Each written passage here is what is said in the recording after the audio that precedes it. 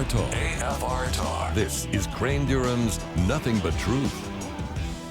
Bottom of the hour, our good friend Pastor Aaron Free, Afternoons with Aaron, exploring a book where a Muslim scholar, he's identified himself as just that.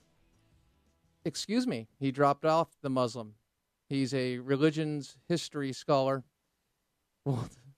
has written a book about Jesus Christ entitled Zealot.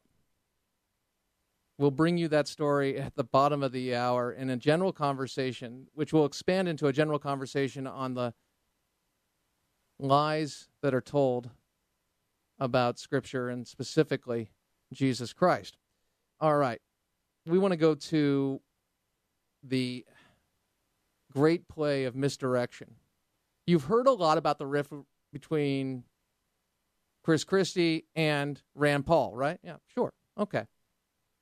We've talked about it. We're going to have a debate tomorrow at the bottom of the first half hour between Seton Motley and Ryan Morrow on the NSA program. Really excited about that. But we've talked a lot about the back and forth.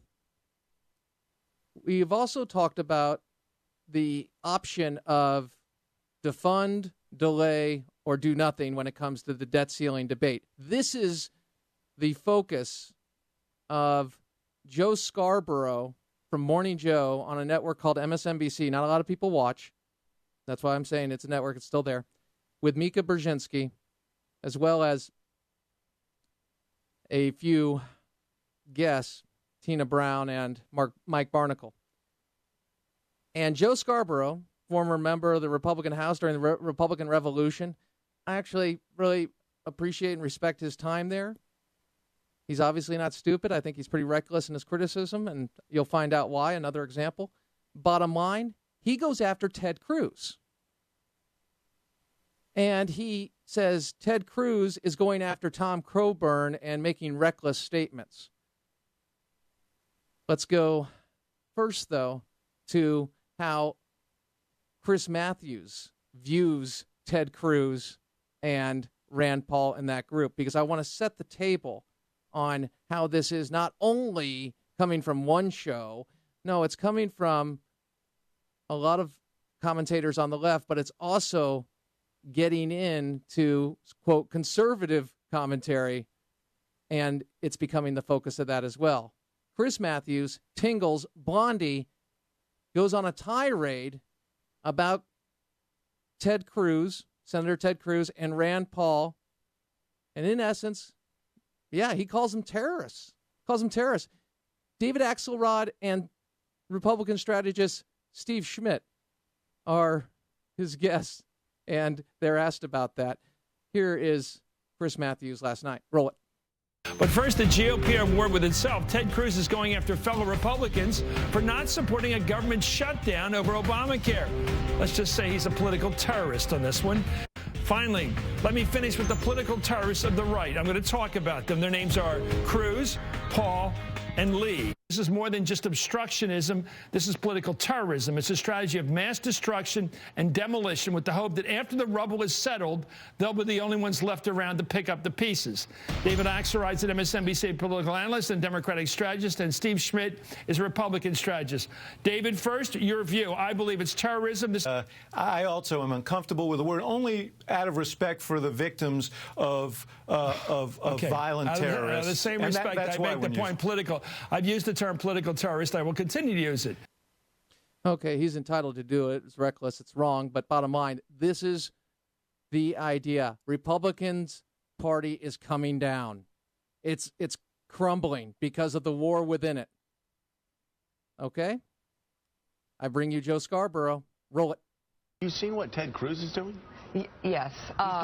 He's just going crazy on Republicans. It makes me sad when Republicans say bad things about other Republicans. We could start there. That's in Politico. Ted Cruz is attacking anybody that's not willing to shut down the government over Obamacare. He's lambasting fellow conservatives like Tom Coburn. Wait a minute. You don't do and that. saying that he serves in the, quote, surrender caucus.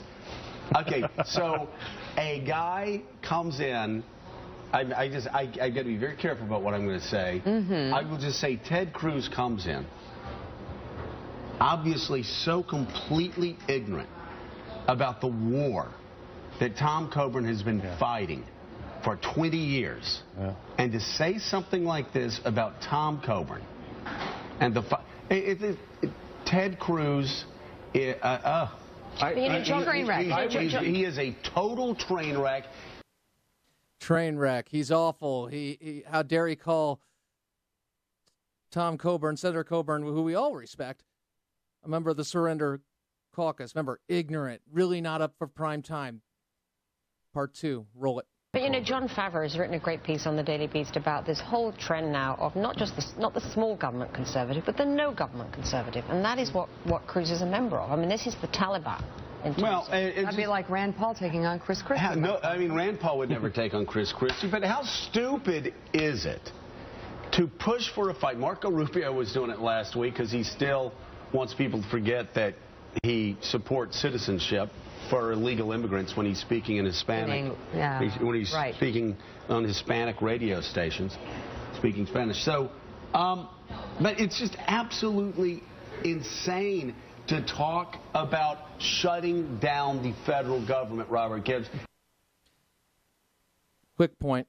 One, how insane is it to get involved, and you're going to hear this in a second from Ted Cruz, that an interview that took place on the Laura Ingraham show where he's asked about this.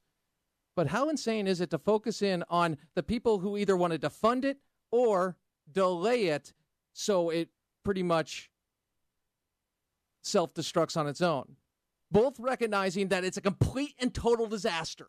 Economically, the jobs, on the jobs front, employers, it's causing an absolute disaster, even so much that the Obama administration itself had to selectively outlaw, in the sense, went outside the law to do this, say we're not going to enforce the employer mandate for a year. Do you follow me here? They're focusing on this real bad tiff between defund and delay. And if you listen to some of the debate on this, it's actually the respect. He comes out, Coburn talks about the respect he has for it. It's a difference in strategy on how to get rid of this completely outrageous program that's destroying what would be an economic recovery. So they're focusing on that. Look at, they're fighting. Oh, they're destructing. No, this thing is the most unpopular program since its inception. It has never been this unpopular. And they're talking about the government shutdown as if it was an absolute defeat in every way, which is a myth. But I give you Ted Cruz, Senator Ted Cruz, asked about that Surrender Caucus comment, directing it specifically at Tom Coburn. Did he do it? Roll it. I did not say that about anybody. And I have not said an ill word about... What's your chief of staff? Yeah, what's your chief of staff? I mean, he's speaking as your proxy, is he not? No, he actually was not. He did that on his own, and I didn't know about it. And I don't agree with that, and I have not said an ill word about any of my colleagues. They have used some pretty nasty language about me, but my approach is not to reciprocate, and I don't intend to. I think Tom Coburn is a good man, and he is entitled to his own views on what the best strategy is.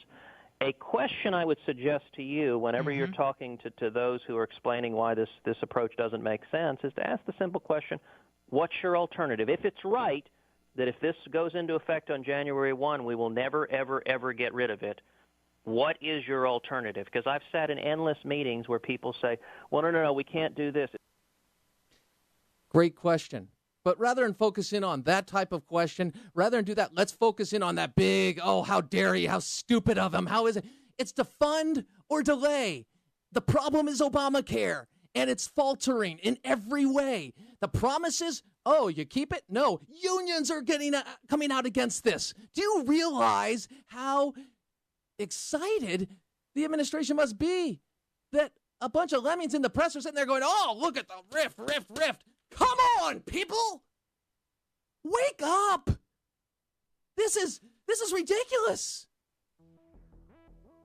There's a big rift between defund and delay. How about focus in on the disaster that the administration had to suspend outside the law, suspend the employer mandate? How about the fact that the shutdown that everybody says was a disaster in 96, Republicans picked up 2 seats. Newt Gingrich cites the shutdown as the reason Clinton finally said the era of big government is over. We got 2 tax cuts out of that, conservatives did, on the flip side of that, as well as welfare reform. Do you follow me? Rewriting history in every way. And remember, 2010, the absolute shellacking, quote unquote, that the Democrats did take for supporting Obamacare. Wonderfully pointed out in Legal Insurrection today. Crane Durham's Nothing But Truth. I'm going to have more on this on the top of the hour break, but first we have Afternoons with Aaron next.